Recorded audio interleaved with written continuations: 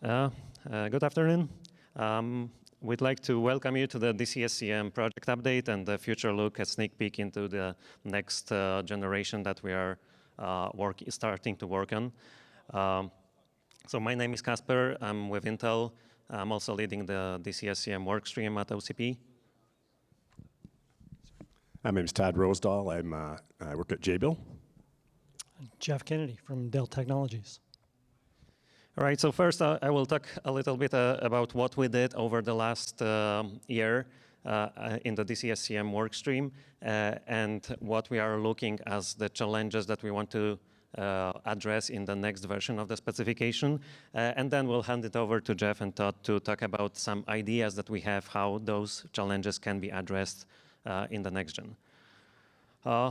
The DC-SCM workstream is a CLA group of 19 companies. It's a massive number of talent that we gather together that is contributing to the DC-SCM specs, and it's aligning on the specifications that we are releasing.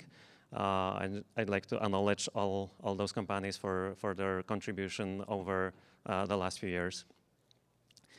A little bit on updates on the logistics side, and Brian and Sean already mentioned all of that. But to recapture, the DC-SCM workstream has been created in 2020 under hardware management project, under hardware management module actually, an individual sub-project, and incubated there. Grew out into the full-fledged specification set, matured, and now, after those 4 years, we are joining the MHS family under new server MHS sub-project. We've got a new wiki location. It's all under MHS umbrella, so it's really easy to find us. You just go to server MHS, and it's all well structured out by Brian and Sean. And all our current specifications and latest up-to-date documents are being published there. We also closed our DC-SCM monthly public meeting, and we joined MHS monthly public calls as a part of MHS specifications. There's also a leadership change. I will be leading the DC-SCM workstream. Chen Wang, I also want to acknowledge contribution of Chen Wang, who's been leading this workstream for the last 4 years. Now she left Intel, and I took over. There are no changes to the CLA working group. We have the same companies, same structure. We continue the work. We moved to MHS. We are going to leverage and contribute to. We are going to leverage this position in MHS as well as contribute to MHS as much as possible that you could heard in the previous presentations. Whoa. Sorry. So what we did over the last year, we completed the contribution of 2.1 specification. As it is typically with the DC-SCM specifications, this is a specification package. It contains base specification, it contains LTPI protocol specification, and pinout spreadsheet. It's all available already on this updated wiki, and it's the right place to download this spec. It's an official version. We are still waiting for FSA to be signed by all those 19 companies before it can go into the contribution database on the opencompute.org. So what we actually updated in 2.1, so there's one major update, like the biggest chunk of the specification update is the addition of the vertical form factor, 2U vertical form factor. And we define a short and long version. One of them is aligned with OCP NIC length. The other one is aligned with the full height, half length PCIe chem card. So that's the major change that you can see, but there's a lot of those small tweaks that we added as a learning from 2.0 adoption by many companies, and I'm going to quickly go through them. So we added extended support in dual node pinout with 2 TPMs and SGMII interface. We fixed the JTAG because we actually had had this not aligned with IEEE specification previously in the previous release, so it's already fixed. We clarified on the AC caps placement for the USB 3.x adoption of the DC-SCM, which is not obvious. It's not defined in the USB spec how those caps should be placed when used in this modular type of design. We improved on LTPI electrical definition. We relax bias circuit requirements. We relax termination. We define differential impedance. It's all intended to improve interoperability between multiple vendors and multiple CPLD that we want to support. We also improved the definition of through content. It's aligned to other industry standards like PCI ESIG and OCP NIC 3.0. We added a clear identification of vendor ID and board ID to follow the discovery process that is being implemented by the BMCs to detect the HPM they are coupled to. We also updated the timing requirements to align with other standards, OCP NIC, and also added the SGPI timing requirements. And there are some other improvements like power state naming changes. We switched from pre-S5 to standby to align also with all the other definitions and to clarify that, make it easier for system designers to adopt that, and also clarified what's the proper use of that. On the LTPI spec, I will just go quickly because there's another session on the details of those updates. We improved, added optimizations in I2C and SM bus tunneling, removed not mandatory events that can be skipped in those implementations. We also improved the robustness of the bus by increasing the requirements on the number of data echo messages that have to be passed and so on. So we will be talking about that with AMD and with Lattice in the session today, as well as the last session, 3:40 p.m. So what's coming in the next update, what we're working on right now? Again, the major update has already been mentioned by the MHS leads here. So we are working on this 1U form factor that is, we got into this early definition that we want to share. It's also published. We define two types, two lengths of this module, and this volumetric constraints around the module that can be used for innovation and for expansion of the DC-SCM module as needed. And Glenn Hanna is leading that with Dirk Blevins from Edge MHS. Reach out to us and provide feedback. We also contributed the HCC Type 1 design specification. So it's a design specification for HPM and compliant DC-SCM. And this is comparing to the DC-SCM specification. This was also discussed today. It's a design specification. It's narrowing down those choices into more clear set of requirements to create designs that are fully interoperable between each other. Type 1 is also available on Wiki. It's already contributed, undergoing FSA signing. Please go and download the latest spec on the Wiki. Like I said, the whole point of the Type 1 is to guarantee interoperability, enable plug and code model. So we define this paradigm in the DC-SCM 2.0 specification that from firmware interoperability perspective, you plug in and you need to readjust your firmware configuration, reprogram your firmware. We call it plug and code. Now we are actually delivering the tools that will let you enable that.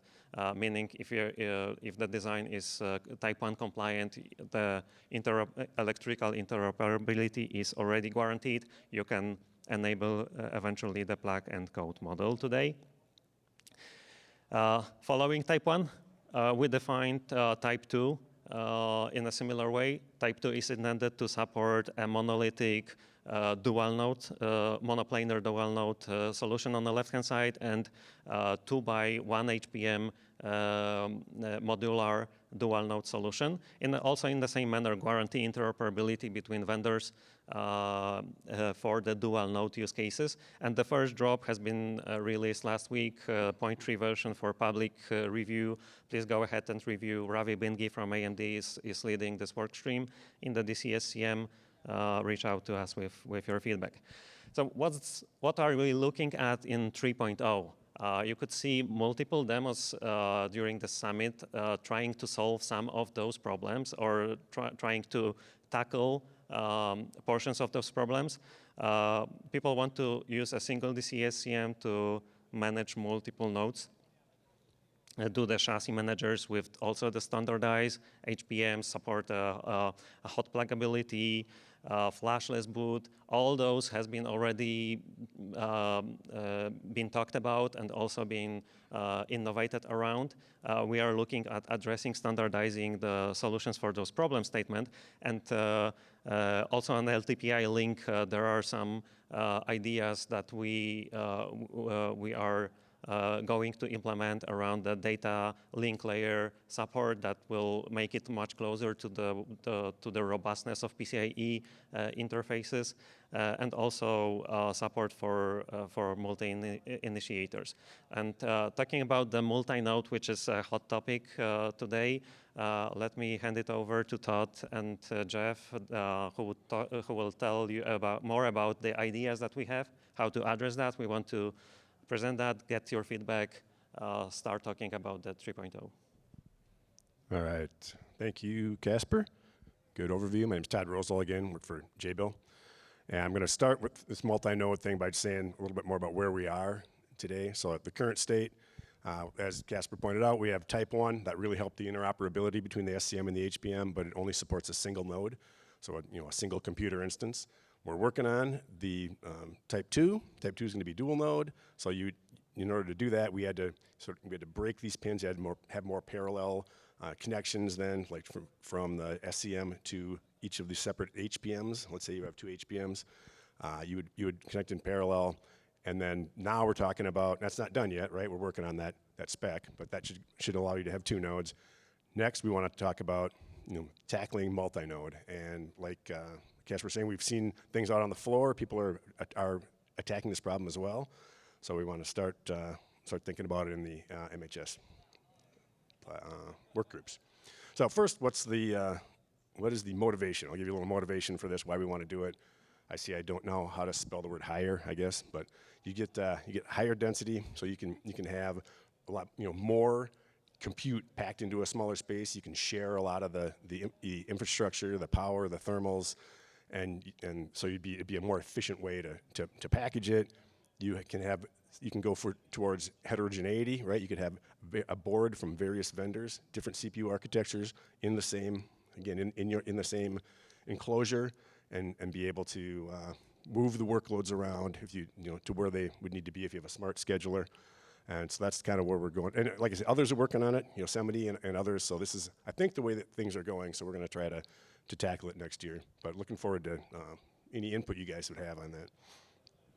So a couple of the problems. These are maybe obvious, a little pedestrian, but one problem you have, in addition to, it doesn't scale to go to a third one just based on making more parallel signals. You need a new interface between your SCM and your HPM, something to tunnel signals across. You can limit the number of pins on your interposer.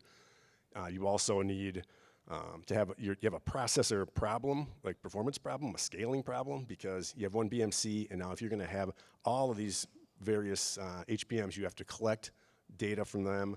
You have to process error logs, and so you have to beef up that SCM or come up with some new way, a new paradigm, a new way to do this.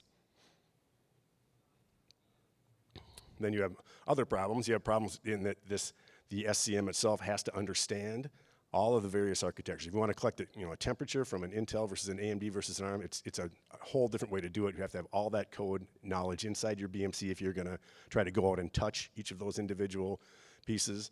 That's a problem. You have to represent each of these HPMs as different systems to your system management console, right? So it wants to go out and we don't want the systems manager to have to understand the architecture. It just wants to know, I'm talking to a single socket Intel or a single socket ARM. That's all we want it to know.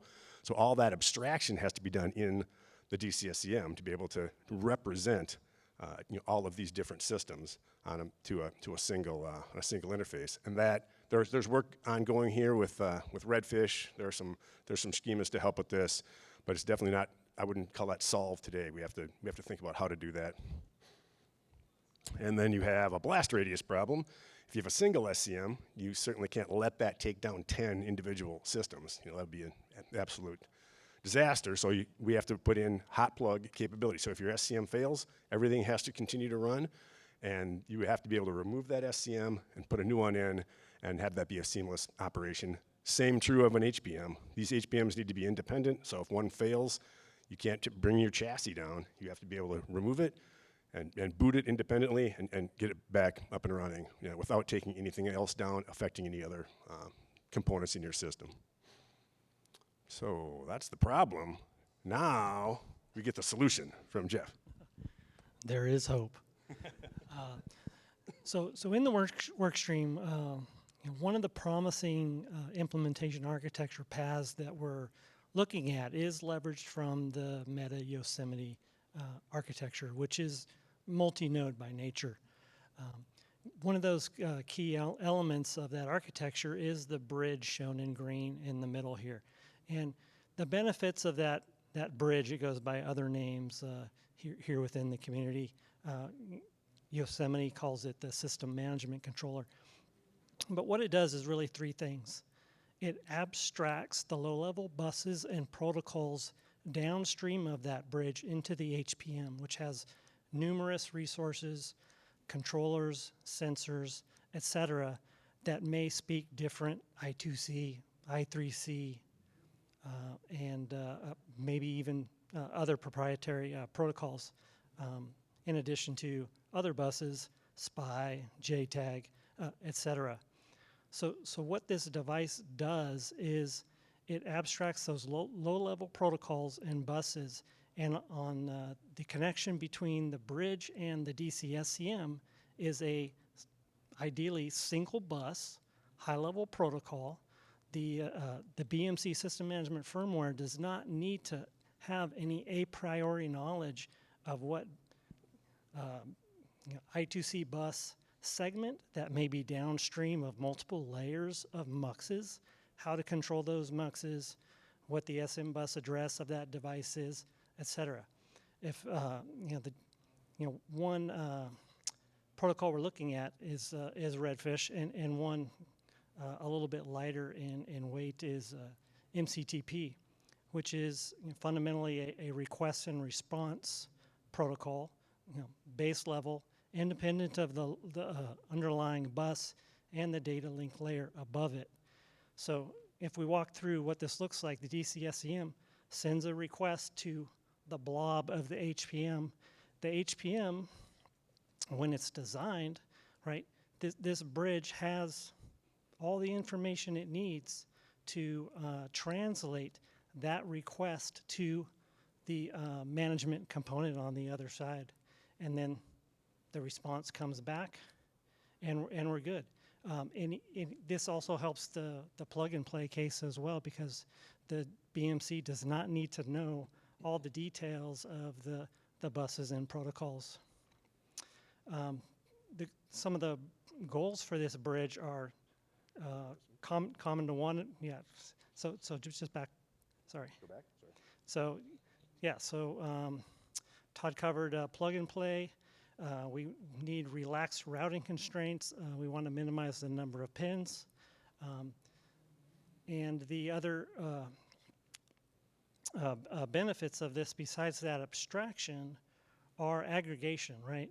So if we have a higher speed bus between the DC-SCM and the HPM, we can handle a lot of aggregation of these multiple resources on the HPM back to the DC-SCM. And because of that, we also have scalability, right? If we have one bus that potentially fans out to 1, 2, 3, or 4 different nodes, this helps the scalability as well. Yeah. And so, you know, the objectives here are that this HPM is a single, you know, modular block. It's designed just the same in a single node platform as it is in a multi-node platform. There's no difference here. It's very cost effective. What we do need to, within the standards group, is, you know, limit the responsibilities of this bridge such that feature creep doesn't make it grow beyond, you know, what is easy to maintain and sustain from the HPM vendor. A couple examples shown here are not every HPM silicon vendor manages SPD DIM temperature collection back to the BMC that takes that telemetry and does all the thermal controls. And so abstracting that allows the BMC firmware to be developed, you know, very simply, more or less once, and any new architecture that shows up tomorrow, any new bus that shows up tomorrow at the low level, you know, it's abstracted, and the firmware, you know, is plug and go. We have much higher velocity and engineering efficiency going forward, delivering product to customers even quicker. So, speaking of time, that really is our biggest challenge going forward. You know, within the group, we need to collectively agree that the end goals are worth pursuing. I think we're there. We need to standardize the systems and methods to achieve the goals, right? So, you know, one of the questions we're asking is, you know, what is the correct bus between the SCM and the HPM, right?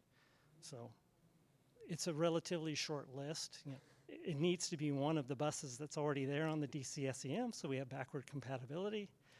There are only a couple buses, you know, depending on who you talk to. There are 1 or 2 candidates worthy pursuing, but we'll work that out. And then, you know, we really need to intercept the silicon development and the HPM development, which can have longer cycles. So we definitely need your help, looking for feedback and collaboration to, you know, close out on at least part of the solution, and then we'll take it from there. Yeah, so call to action. Like we mentioned multiple times during this session, we are waiting for your feedback, multiple contributions posted on our wiki this year. One new form factor proposal, HCC type 2 first proposal, point 3, please review, please deliver feedback. DC-SCM 3.0, this is the first time we are sharing all those concepts that we've been discussing within the CLA working group, multi-host, multi-HPM concepts. They are already popping up in this expo area. We want to standardize and solve that so that it's easier for everyone to pick it up. Reach out through standard mailing list. We have a DC-SCM public reflector here.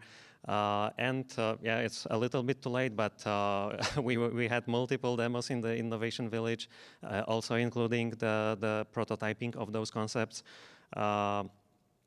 And also, just wanted to mention that we completed DC-SCM 2.0 2 years ago, the final contribution. Today it's really hard to find any system, any MHS, non-MHS system, but also any system that's not with the DC-SCM, this way or another.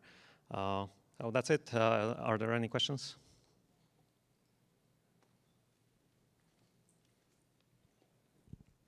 So Kasper, just a quick question. What do you mean by flashless host boot support? Does that mean BIOS is inside the CPU or what? Yes, that's a good question.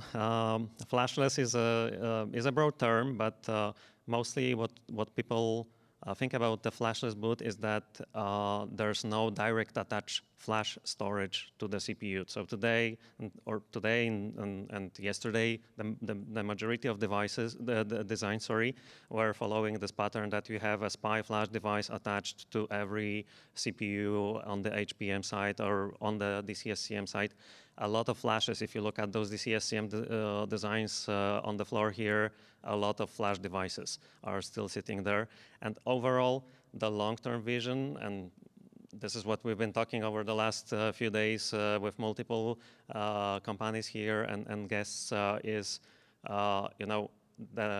first we isolated from monolithic design, we isolated the DC-SCM and HBM into the isolated modules. Right now, people are thinking how to consolidate all of that, including flash devices. So ideally, to one flash device behind the BMC, or there were concepts without any flash device, like HP presented flashless boot using a network, an iSCSI block storage protocol with redundant network channels that can completely remove any flash dependency, except for ROM, obviously. Right, Calyptra, you could see Calyptra demos here as well. Those are also following the same concept. Remove the local flash, fetch the image using the firmware update specification. The first bits are being fetched, verified, authenticated, and then the next level bootloaders are loaded with the higher speed, different interfaces using SPDM protocol and so on. All right, that's all from us. Thank you. Yeah, thank you, Todd, Jeff, and Kasper.